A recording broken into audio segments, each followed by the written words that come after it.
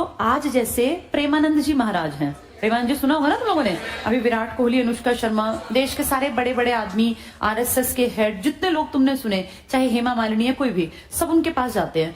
वो क्या कहते हैं बेटा, वो कुछ इलॉजिकल बात ही नहीं करते ना। वो कहते धूनी रमाओ भस्म रमाओ। क्या बोले वो, विराट कोहली को उन्होंने कितनी अच्छी बात कही कि तुम्हारे लिए क्रिकेट ही पूजा है, तुम अगर भगवान का नाम नहीं भी लोगे, क्रिकेट खेलते हो देश के लिए, वही पूजा है।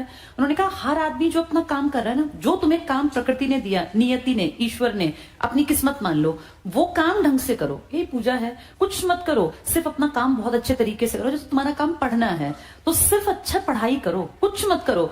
बीच में जब टाइम मिले तो भगवान का शुक्रिया कर दो, एक आधी बार भी याद कर लो, उसमें 100% तुम्हारी जिंदगी का बेड़ा पार हो जाएगा।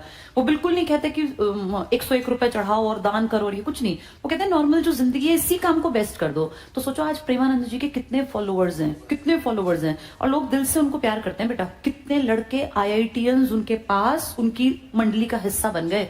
उनका जो सबसे क्लोज आदमी है ना, जो वो प्रश्न पढ़ पढ़ के सुनाता है, वो आर्मी से आया हुआ आदमी है। उसने आर्मी ज्वाइन की, आर्मी में रहा, फिर देखो वहां भी उसने अच्छा काम किया देश के लिए। फिर कभी महाराज जी से मिलने आया तो उसका इतना मन रम गया कि उसने वो आर्मी छोड़ दी, नौकरी छोड़ दी सरकारी। और प्रेमानंद जी के पास पढ़ा लिखा आदमी है, पढ़ा लिखा लड़का है। वो सारी मंडली ना सब पढ़े लिखे लड़के हैं मैक्सिमम, और वो दिल से प्यार करते हैं बेटा। तो जैसे आज प्रेमानंद जी हमें लगता है कि हाँ ये दिखावटी टाइप के बाबा नहीं है। बाबा तो इस देश में बहुत है, कोई तिलक लगा के बड़े सिंहासन पर बैठा, कोई कैसे।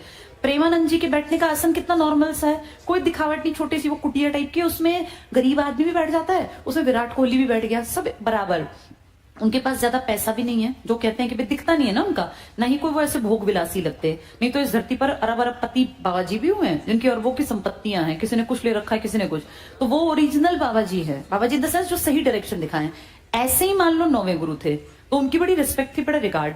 जब इनकी शहीदी हुई दिल्ली में, ये जानते थे कि मुझे मारेगा वो, तब भी वहां जाके शांति से उन्होंने इनको पेड़ से बांध दिया।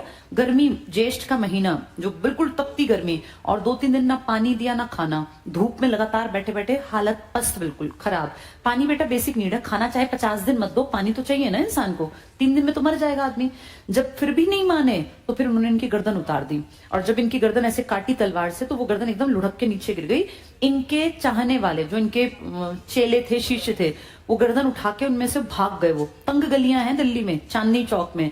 उसके बाद वो पता ही नहीं चला कहां गया, इसलिए भागे वो, ताकि इसकी और बेइज्जती ना करें। नहीं तो बेटा उस टाइम पे ना ट्रेंड था, जैसे तुम्हें याद है मैंने पढ़ा होगा, बलबन ने वो मीनारें बनवाई थी पूरी शीश की ना, तो ऐसे बेइज्जत करते थे, मरने के बाद भी आदमी के साथ गलत व्यवहार।